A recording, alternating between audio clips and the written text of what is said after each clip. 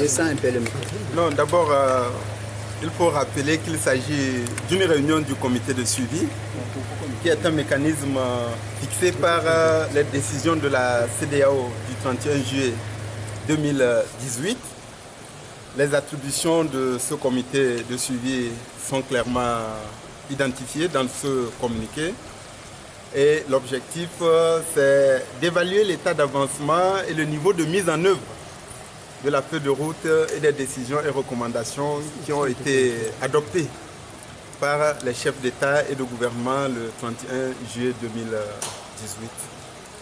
Alors nous nous réjouissons qu'à la suite d'une première visite préparatoire qui avait été conduite par le président de la commission de la CEDEAO le 8 août dernier, que finalement les représentants des facilitateurs soient venus et en échange et en concertation avec les parties prenantes togolaises, ils aient pu faire le point de l'état d'avancement de la feuille de route et des décisions des chefs d'État.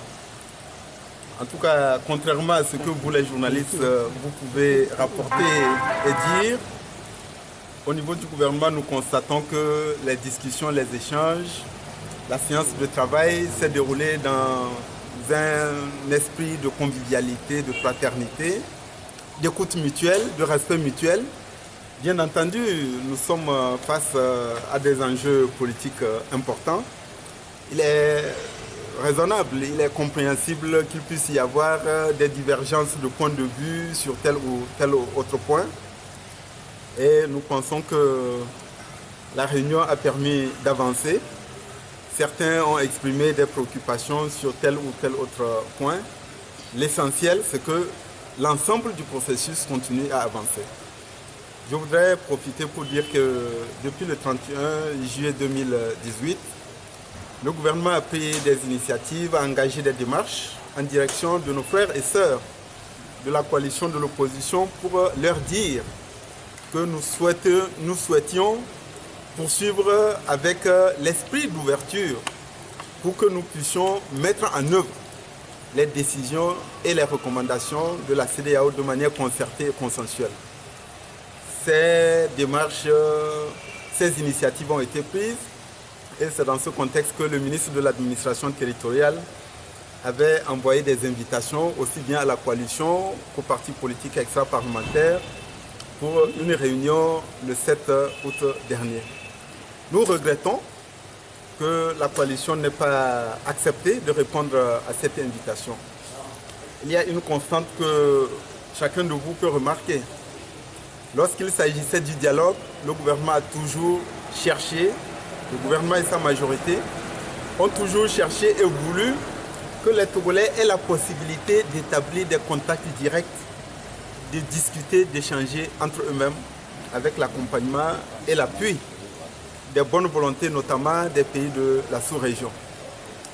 Mais malheureusement, la coalition avait privilégié que le dialogue et les pourparlers soient placés exclusivement sous la tutelle des facilitateurs. Nous avons accédé à cela et cela nous a conduit à la CEDEAO. Aujourd'hui, il y a des décisions, il y a des recommandations qui doivent être mises en œuvre. Malheureusement, on constate que les mêmes comportements se produisent. Au moment où le gouvernement et sa majorité expriment la disponibilité, l'ouverture à rencontrer, à échanger avec nos frères et sœurs pour que le processus de mise en œuvre puisse se faire de manière concertée, c'est le même langage qu'on nous tient. Que tant qu'on n'est pas invité par les acteurs externes, notamment le comité de suivi, la CEDEAO, on ne répond pas. Moi, je crois qu'il faut qu'on développe davantage d'ouverture les uns envers les autres. Que nous apprenions à travailler ensemble.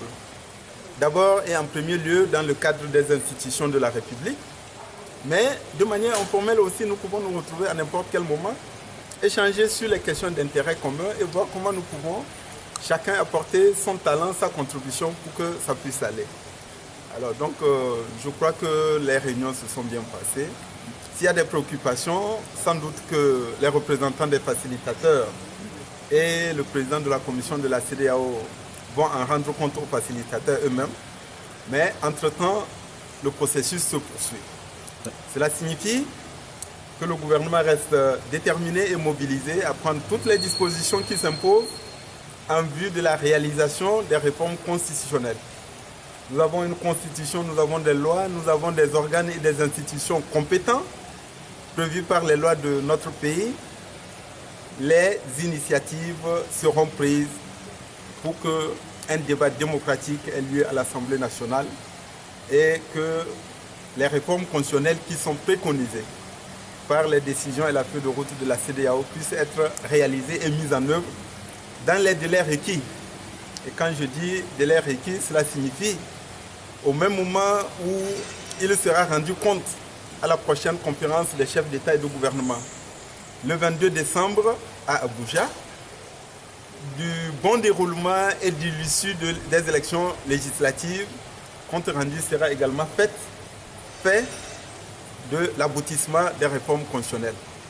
J'ai dit il y a quelques jours que la feuille de route et les décisions ne vont pas être appliquées de manière sélective selon le bon vouloir de tel ou tel.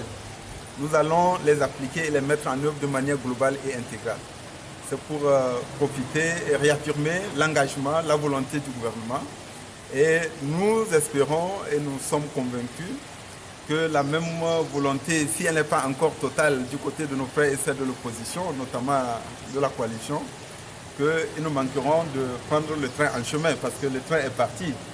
Il s'agit maintenant de le rattraper et de faire en sorte que nous puissions parachever le chemin et la route ensemble sur la voie de la mise en œuvre des réformes, sur la voie de la tenue des élections le 20 décembre 2018, sur la voie de la consolidation des mesures de confiance et de décrispation, et bien entendu, la nécessité d'examiner la question du vote des Togolais résidant à l'étranger et de voir ce à quoi nous pouvons aboutir. Alors, monsieur le ministre, nous avons vu que